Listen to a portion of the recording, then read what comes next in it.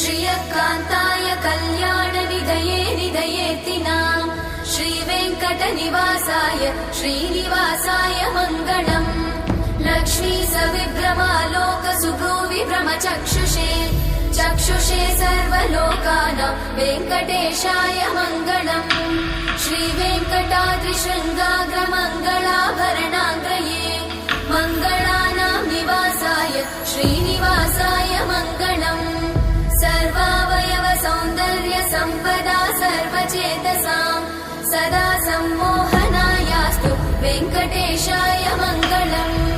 नित्याय निरवध्याय सत्यानन्द चिदात्मने सर्वान्तरात्मने श्रीमद् वेङ्कटेशाय मङ्गलम्